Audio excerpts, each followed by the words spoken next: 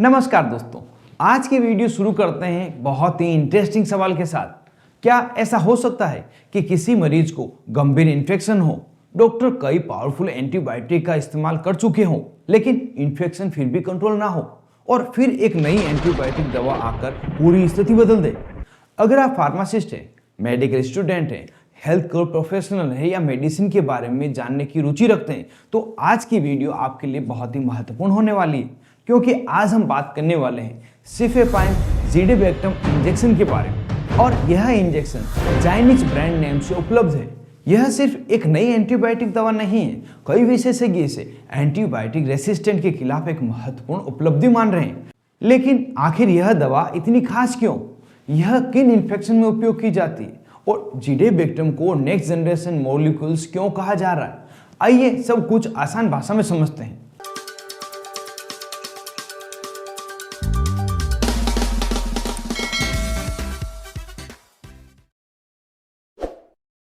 सबसे पहले समस्या को समझते हैं। आज पूरी दुनिया में एंटीबायोटिक रेसिस्टेंट तेजी से बढ़ रहा है। कई बैक्टीरिया ऐसे बन चुके हैं जिन पर पहले काम करने वाली एंटीबायोटिक्स अब असर नहीं कर रही। सीधे शब्दों में कहें तो बैक्टीरिया एंटीबायोटिक्स को पहचानना और उससे बचना सीख गए। इसी वजह से हॉस्पिटल और आईसीयू में गंभीर इन्फेक्शन का इलाज पहले की तुलना में अधिक चुनौतीपूर्ण होता जा रहा है। और इसी चुनौती का समाधान खोजने के लिए नई एंटीबायोटिक विकसित की जा रही है। उनमें से एक है सिफेपाइन ज़िडीबैक्टम। सिफेपाइन और ज़िडीबैक्टम क्या है? जैसा कि नाम से स्पष्ट है कि इस इंजेक्शन में दो दवाइयां होती हैं, पहली सिफेपाइन और दूसरी ज़िडीबैक्टम।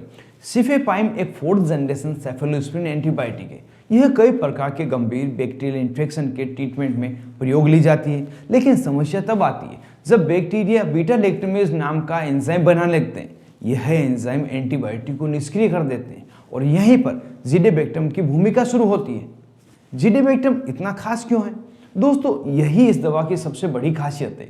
अधिकांश बीटा लैक्टमेज इनहिबिटर केवल एंटीबायोटिक को टूटने से बचाते हैं, लेकिन ज़िडीबैक्टम उससे एक कदम आगे। इसका ड्यूल मैकेनिज्म एक्शन होता है। पहला काम होता है सिफेपाइन को बैक्टीरिया के एंजाइम से बचाना, तथा दूसरा है यह सीधे बैक्टीरिया के एक महत्वपूर्ण टारगेट जैसे PBP2 पेनिसिलिन बाइंडिंग प्रोटीन 2 कहा जाता है, उससे जुड़ जाता है। मतलब ज़िडीबैक्टम केवल सुरक्षा नहीं करता बल्कि खुद भी बैक्टीरिया पर हमला करता है। और यही कारण है कि यह कॉम्बिनेशन दुनिया भर के इन्फेक्शियस डिजीज स्पेशलिस्ट का ध्यान आकर्षित कर रही है। यह किन बैक्टीरिया पर असर कर सकता है? यह कॉम्बिनेशन कई महत्वपूर्ण ग्राम नेगेटिव बैक्टीरिया के खिलाफ प्रभाव दिखा चुका है, जैसे कि E coli, Klebsiella pneumoniae, Enterobacter species, Pseudomonas aeruginosa, resistant Enterobacteriaceae. ये वही बैक्टीरिया है जो हॉस्पिटल एक्वायर्ड इन्फेक्शन और आईसीयू इन्फेक्शन के लिए जिम्मेदार होते हैं। अब एक महत्वपूर्ण सवाल, क्या यह दवा अभी भी क्लिनिकल ट्रायल में है? उत्तर है नहीं। क्लिनिकल स्टडी और रेगुलेटरी इवैल्यूएशन के बाद इस दवा को भारत में अप्रूवल मिल चुकी है और यह जाइनिक्स इंजेक्शन के नाम से उपलब्ध करवाई गई है। यह भारत में विकसित एक नई पीढ़ी की एंटीबायोटिक दवा मानी जा रही है। इसी कारण से हेल्थ केयर प्रोफेशनल के बीच इसे लेकर काफ़ी उत्साह देखा जा रहा है। किन मरीजों में इसका उपयोग किया जा सकता है? वर्तमान में भारत में यह मुख्य रूप से अप्रूव्ड है कॉम्प्लिकेटेड यूरिनरी ट्रैक्ट इन्फेक्शन यानी CUTI के लिए, पाइलोनेफ्राइटिस के लिए तथा ग्राम नेगेटिव बैक्टीरिया से जुड़े कुछ मामलों में। हालांकि अंतिम निर्णय हमेशा ट्रीटमेंट फिजिशियन द्वारा मरीज की स्थिति और कल्चर सेंसिटिविटी रिपोर्ट देखकर ही लिया जाता है।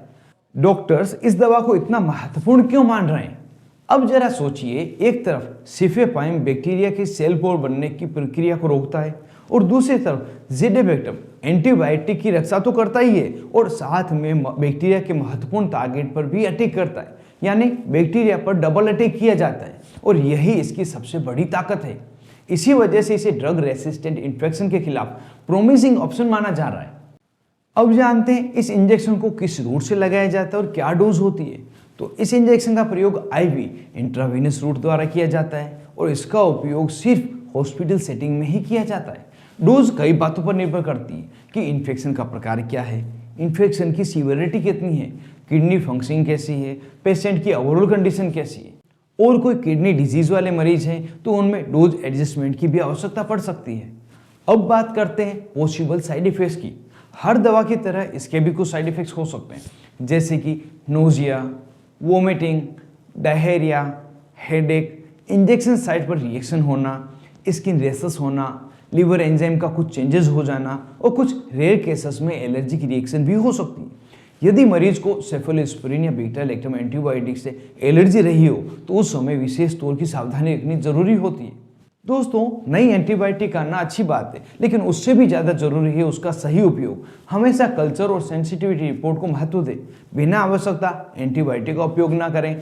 एंटीमाइक्रोबियल स्टीवर्डशिप प्रिंसिपल का पालन करें, क्योंकि आज की गलत प्रिस्क्रिप्शन कल की एंटीबायोटिक रेसिस्टेंट बन सकती है। तो दोस्तों, सिफेपाइम ज़िडेबेक्टम इंजेक्शन जो आज भारत में जाइनिस नाम से उपलब्ध है, drug resistant gram negative infection के खिलाफ एक महत्वपूर्ण नई उम्मीद बनकर सामने आ रहा है। इसका ड्यूल मैकेनिज्म और एडवांस डिजाइन इसे ट्रेडिशनल एंटीबायोटिक कॉम्बिनेशन से अलग बनाता है। हालांकि यह कोई मैजिकल इंजेक्शन नहीं है। इसका सही लाभ तभी मिलेगा जब इसका उपयोग सही मरीज में सही समय पर और सही क्लिनिकल गाइडेंस के अनुसार किया जाएगा। तो दोस्तों, आज की इस वीडियो में बस इतना ही। अगर यह वीडियो आपको उपयोगी लगा हो तो वीडियो को एक लाइक जरूर से दें और इसे शेयर भी करें। साथ ही ऐसी ही नई दवाओं से जुड़ी हुई जानकारी जानने के लिए चैनल को सब्सक्राइब करना बिल्कुल ना भूलें। मैं मिलता हूं आपको एक नई वीडियो में नई मेडिकल इन्फॉर्मेशन के साथ। तब तक के लिए स्वस्थ एवं मस्त रहें।